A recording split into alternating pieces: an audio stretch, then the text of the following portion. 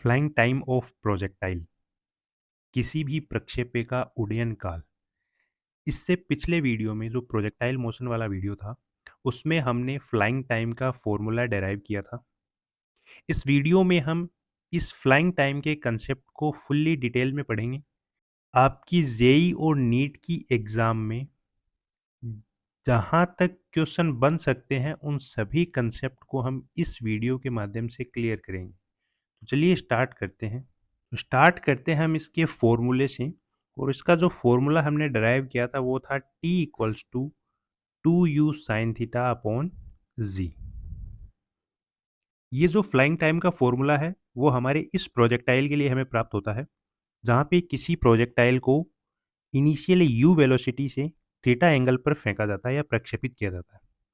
यहाँ पे देखिए, ये जो u है वो एक रिजल्टेंट वेलोसिटी है जिसके दो घटक हैं, एक है ux और दूसरा है uy। ux की वैल्यू है u cos थीटा और uy की वैल्यू है u sin थीटा। इतनी बात क्लियर है? तो यहाँ पे आप देखिए, ये जो u sin थीटा है वो किसकी वैल्यू है?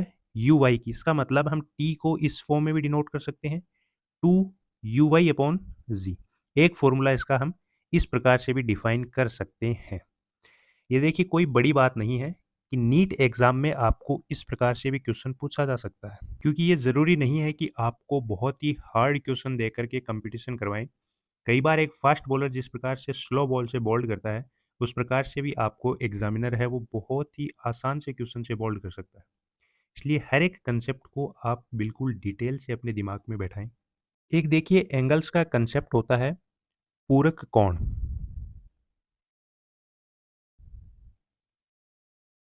पूरक कोण हम किसे बोलते हैं? थीटा एंड 90 माइनस थीटा जो एंगल होते हैं, इन्हें हम बोलते हैं पूरक कोण। ये कंसेप्ट हम प्रोजेक्टाइल में लगाते हैं और यहाँ से हमें जो दो टाइम मिलेंगे उनका रिलेशन हमें डिफाइन करना है या डिस्क्राइब करना है। तो हम पूरक कोण वाले प्रक्षेपण को समझते हैं, यानी एक जो प्रोजेक्टाइल है वो प्रोजेक्ट किया गया है थीटा एंगल से और दूसरा जो प्रोजेक्टाइल है वो प्रोजेक्ट किया गया है 90 माइनस थीटा एंगल से। तो देखिए, फ्लाइंग टाइम का फॉर्मूला होता है T equals to 2u sine theta upon g. Theta आपको कितना दिया हुआ है? थीटा एक बार लेना आपको थीटा, और दूसरी बार जो एंगल लेना है वो आपको लेना है 90 माइनस थीटा। इसे हम मान लेते हैं कि ये t1 समय के लिए है और ये है t2 समय।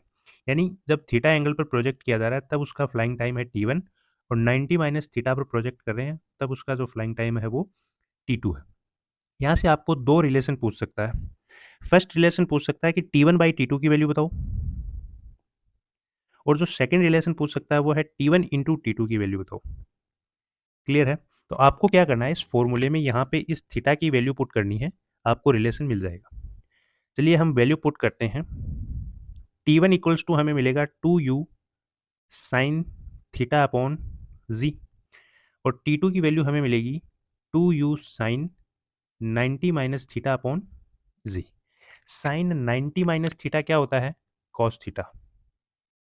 क्लियर है? तो t1 equals to 2u sine theta upon g and t2 होगा 2u cos थीटा अपॉन जी। अब तो शायद आपको कोई प्रॉब्लम नहीं होगी। हमें जो दो वैल्यू पूछी हैं उनको हम अभी डिस्क्राइब कर देंगे। पहली है t1 अपॉन t2, यानी 2u साइन थीटा अपॉन जी upon 2u cos theta upon जी। जी ने जी को मारा, 2u से 2u कैंसिल। तो यहाँ से t1 अपॉन t2 की वैल्यू कितनी मिली? Sine theta upon cos theta, यानी टेन थीटा। ये वैल्यू है t1 अपॉन t2 की। नेक्स्ट जो वैल्यू हमें डिस्क्राइब करनी थी वो थी t1 इंटू t2, यानी 2u sine theta upon g into 2u cos theta upon g. तो यहाँ से t1 t2 की वैल्यू हमें मिलेगी 4u square sine square theta cos square theta upon g square. इसे हम थोड़ा सा और सॉल्व करते हैं। इसे हम इस प्रकार लिखते हैं 2u square into 2 sine square theta cos square theta upon g square. 2 sine square theta cos square theta किसका फॉर्मूला है? साइन 2 थीटा का। यानी ये वैल्यू बनी 2u square sine 2 theta upon g square. इस जी स्क्वायर को भी आप जी इंटू जी लिखो। अब देखिए यहाँ से आप देख पा रहे होंगे कि u square sine 2 theta upon g, ये फॉर्मूला किसका है? ये फॉर्मूला है आर रेंज का, किसी प्रोजेक्टाइल की रेंज का ये फॉर्मूला है। इसका मतलब T1 इंटू T2 को हम इस प्रकार लिख सकते हैं 2R अपॉन जी।